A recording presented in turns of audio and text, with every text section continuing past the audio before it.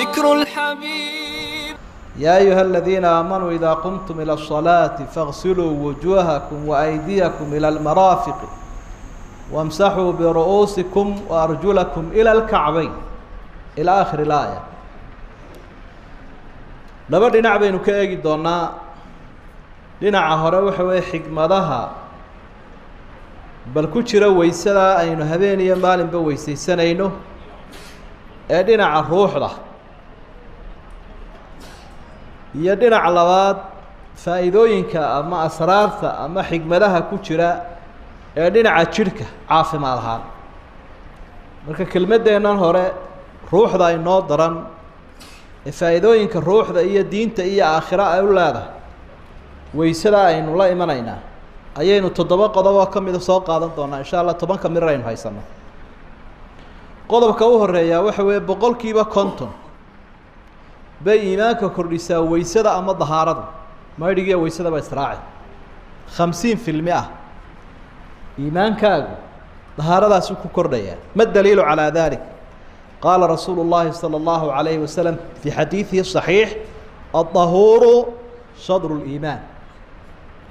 طهارة وويسدي ميري وإيمانك بركي. هداد اسكد يسو برباكو قاي وح سهلا معها. إيمانك وح كبعين يا كورين يا وحي ندون دون النبأ إلا إيمانك وح كلا وضعه. مركا يمددك هذارين وح الله يرادان iimaanka ku qooman ama iimaankii baa kan qoonmay ayaa la ilaahay. Allah iimaanku aanu naga qoon. qodobka labaad wax weyn weey ilaahay baa inagu jeclaado subxaanahu wa ta'ala. dahaaradaas ilaahay ku jeclaado basiidka aad haysto adigoo xawlana degdegaysid kaga qarraf siinayso dahaaradaas ilaahay ku jeclaanaya. inna allaha yuhibbu at-tawwaabiina wa yuhibbu al-mutatahhiriin. ilaahay wuxuu jecel yahay kuwa qalbiga maydha nadiifiya toobadkeena jidhkana nadiifiya. qofka muslimkii qof uraya ma. arinta saddexaad ama xigmadda saddexaad ku jirtaa waxa weeye dembiga la inaga dhaafaa. waa weysada aan weysaysanayno dahaaro qaadanayno dembiga la inaga dhaafay. dembi dhaafkuna waa waxay noogu daranayno doonaynaba way. daynu dawladda u tagna inaga dhaafmayso. dad xisbigaaga ula tagto ka dhaafmayso. reerkiinni aad u waalatay haddii aad ula tagto kaa dhaafi maayo. xoolahaagu kaa dhaafi maayo. waman yakfiru dunuuba ila allah. wayaa dembiga dhaafay ilaahay mooyaane. ilaahay subxaanahu wa tacaala isagun baa dhaafay. nabigu waxa uu ku yihi calayhi salaatu wasalaam xadiidkii saxiix ahaa: man tawada'a fa axsana alwuduu kharajat khataayaahu min jasadi min taxti adfaari. qofka intuu weysaysto weysada hagaajiya shardigaasaa ku xidhan. weyso lagu xaragooday oo saddexdiiya oo dikrigii akhriyay qofku oo uu ka bogtay hadduu sidaa wanaagsan u weysaysto dembigiisu wuxuu ka baxaa jidhkiisa buu nebigu weliba wuxuu ka baxaa cidiyaha hoostooda. nebiga ilaahay baa u nuuriyo tusiye calayhi salaatu wasalaam ilaa waxay naga qarsoon buu arki jiree. cidiyaheennu waa imisa? yaa 20 cidiyood. marka qaybta korena qaybtan sare ka baxaysa cidiyaha hoostoodun baa wax madoobi ka daadanaya sidaynu arki doona bakteeriyada uga daadanaysa jirka. xaggan hoosena 10ka cagood cidiyahooda un ba ka baxaya. dabeetana qofkiiba oo cadaadayba. waa saddex faa'iido soo maaha. faa'iidada afraad waxa weeyaan dembi dhaafkiina waad haysataa, darajana waa lagu daraya in lagu dalaco. xidig yar halkan lagu tolo iyo xarka yar ay baratay Soomaa yaa masaakiin sarkaal doonkii xidigtii yar iska soo dhaaf daraja lagu dalacaya weysada adigu aad yaraysanayso. baaq buu nabigu fidiyaa wuxuu leeyahay: alaa unabbiukum bima yamhu Allahu bihi al-khataaya wa yarfa'u bihi ad-darajaat isbaaq al-wudu'i waqt al-makaari. waryaane warma idin sheegaa buu nabigu si culus buu sheegayaa waxa ilaahay u dambigana ku dhaafo darajooyinkana qofka kor ugu qaado. waa weysada la dhameystiro ma hayado la dhimo. waa weysada la dhameystiro waqtiga naftu nacayso. dayra dhaafka Soomaad aragay xagaaga qofka markaad kala soo yara boodayso ama meelaha barafka waktigaa naftu ay karaahaysanayso si wanaagsan qof xubnihiina uu dhammaystiro meeshii caddaan lahayd halkii safanta lahayd si wanaagsan u dhammaystiro saddexdiina maydho waysadaa dhammayska tiran baa lagu helaa dembi dhaaf iyo derajo mise shay baynu sheegnay 4 soo maa tashanaad iyaduna waxa weeyaan nabigu sheegay inoogu bushaareeyay calayhi salaatu wasalaam waxaynu u ordaynaba inaanu janno hele hadduu ilaahayna jeclaaday jannunbaad sugaysa jannadana waysadaasaa lagu helaya waysadaa salaada iyo cibaadada loo dahaaro qaadanayo ayaa lagu helaya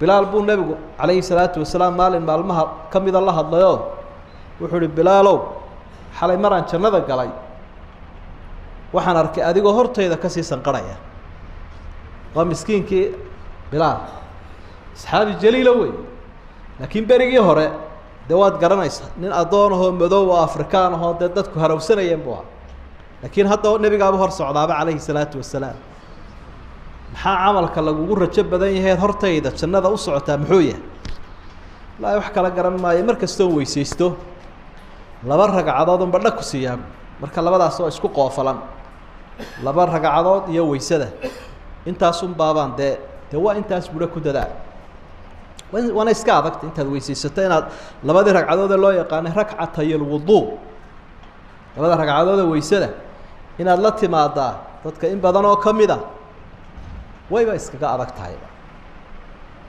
sidaa daraaddeed baa culamada siirada iyo taariikh waxay xusaan nabiga calayhi salaatu wasalaam asxaabta aada ugu dayan jiray bay ka mid ahaayeen ibnu cumar iyo bilaal iyo markaa kol kastuu nebigu xaajo guto weysadu raacin jiray kol kasta oo ibnu cumar iyo bilaal iyo ay iyaguna saasoo kale weysadu ka jabto way weysaysan jireen ilaa sir baa meeshii ku duuganoo waa ka nebigu sirtii sheegay calayhi salaatu wasalaam faa'iidada 6aad ee weysada aynu ku qabno ama xigmadda ama sirta kale ku jirtaa waxa weeye waaba sumaduu nebigu inagu garanaya calayhi salaatu wasalaam sumadda maalinka dad isku yimaaday la fara badan yahay kii hore alawal waalaakhir waalawsat ummadahoo dhami meesha isugu yimaadaan nebiyadii oo dhami joogaan iyagoo kala midaba iyagoo kala khalqi ah nebi maxamed calayhi salaatu wasalaam ummaddiisa wuxuu ku soo soconayaa weysada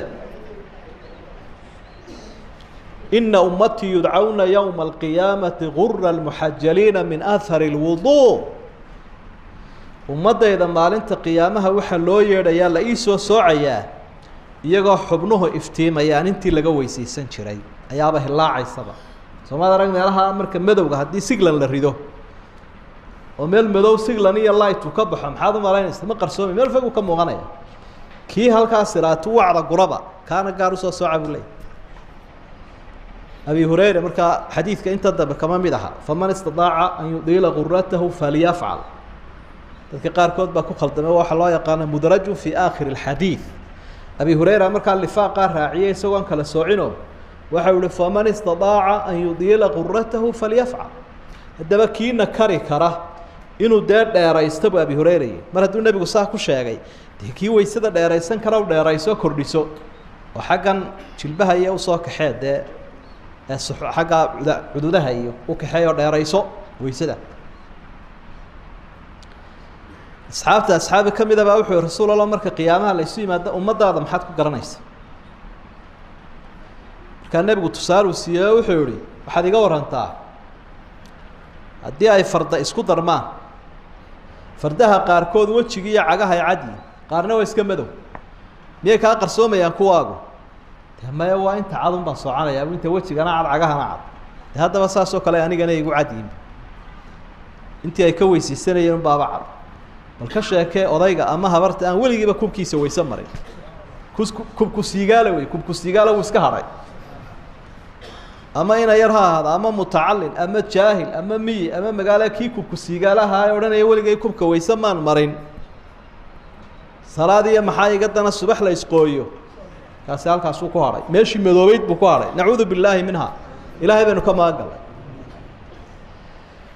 arrimaha faa'iidooyinka ku jira weysada waxaa ka mid a waxa weeye weysadu waa protection ama waxaa loo yaqaano alximaaya difaac wey إلهي بقى كنت دفاع يا أوليدي سبحانه وتعالى علماء الروح لكور رما أما علاجك waxay tilmaameen markay ka waramayaan qofka wiqaayadiisa iyagoo dabcan daliilada uu soo qaadanaya qofku had iyo jeer si uu dhowrsanaado sharka ilaahay uga dhowro waa inuu weysadiyo weyse qabkiyo mayriga laasimaa iyo adkaarta marka hadduu qofku iska weyse qabo mayrigiisana leeyahay adkaartiisa